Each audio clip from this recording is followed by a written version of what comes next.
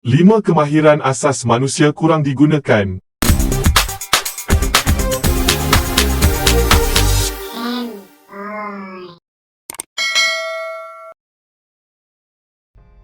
Perubahan kepada era teknologi yang serba moden banyak memberikan kesan kepada tingkah laku kita. Apa yang dulu tabiat harian, kini sudah banyak diganti dengan tabiat berbeza tanpa kita sedari atau tidak berlaku perubahannya. Tabiat yang membentuk kemahiran merupakan antara perkara yang wajib kita pelajari dan lakukan setiap hari, namun ada di antara kemahiran asas yang ada sudah tidak lagi jadi kegiatan kita. Jom kita saksikan 5 kemahiran asas yang dulu dianggap wajib tetapi kini hanya kadangkala dilakukan sekali-sekala dalam rutin seharian kita.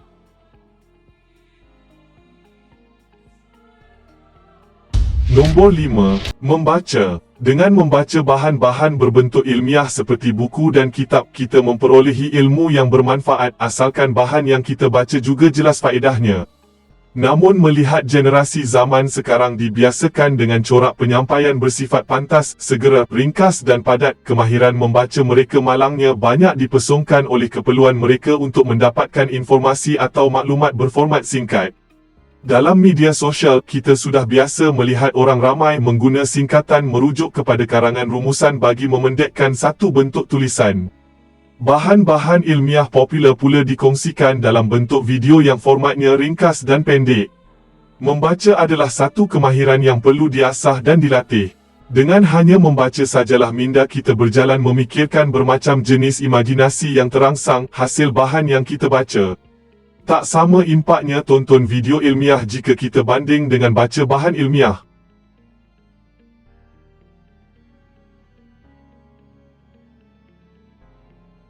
Nombor 4. Menulis dan melukis. Kemudahan teknologi mengakibatkan banyak proses yang memerlukan kita menulis dengan tangan dilakukan dengan menaip di papan kekunci sama ada di komputer ataupun telefon pintar. Melukis di atas kertas pun ramai yang berbakat rasa kekok disebabkan kemudahan melukis secara digital sudah mengambil alih peralatan bersifat tradisional kita. Tak dinafikan peranti yang kita guna mampu menghasilkan garis-garis tulisan dan lukisan yang cantik dan kemas, ekoran daripada kemampuan aplikasi mengubah dan mengawal garis yang kita buat dengan gerakan tangan dalam bentuk digital. Tetapi bagi seorang yang menghargai sesuatu yang terhasil akibat kemahiran tangan sebenar, tulisan dan lukisan digital layak dikata seolah-olah menipu kerana seseorang tidak perlu benar-benar berkemahiran tinggi untuk menghasilkan bentuk huruf dan garisan yang cantik rupanya.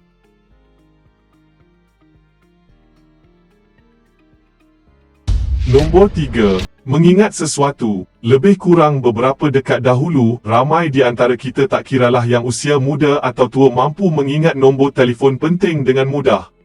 Selepas telefon mula mempunyai kemampuan memori untuk menyimpan nombor dalam angka lebih besar, lama-kelamaan kita sebagai masyarakat pun tidak lagi merasakan ada keperluan untuk mengingati nombor-nombor sebegini. Begitulah juga dengan kemampuan kita mengingati perjalanan ke destinasi yang ditujui satu masa dulu. Kita perlu ingat jalan yang betul kerana kita tahu itu adalah satu-satunya cara untuk mengelakkan kita sesat.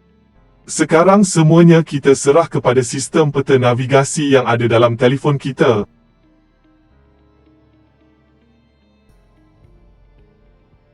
Nombor 2. Berkomunikasi secara lisan. Kita makin kurang berkomunikasi secara bersemuka kerana semakin ramai di antara kita selesa berkomunikasi secara maya dengan telefon menjadi pengantara. Pasti ada kawan-kawan yang lepak beramai-ramai sambil main game, mata tak lekang dari telefon. Ada keluarga yang lebih senang duduk makan dengan setiap anggota keluarga termasuklah bayi 1 tahun ditemani peranti masing-masing. Yang lepak sendirian pun lebih senang menyendiri ditemani dunia maya.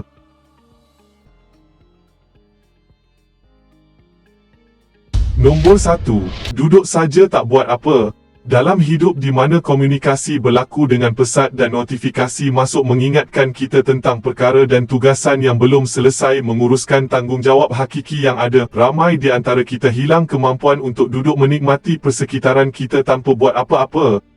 Zaman sekarang, ramai beranggapan setiap detik hidup kita perlu diisi dengan benda-benda bermanfaat. Realitinya, pendapat sebegini salah. Kita tidak perlu mensibukkan diri kita dengan bermacam perkara hanya untuk membuatkan kita rasa hidup kita seolah-olah besar maknanya. Ada ketikanya kita perlu duduk saja di satu lokasi, tak buat apa. Kosongkan fikiran, tenangkan minda. Duduk saja dengan main telefon di tangan tak dikira.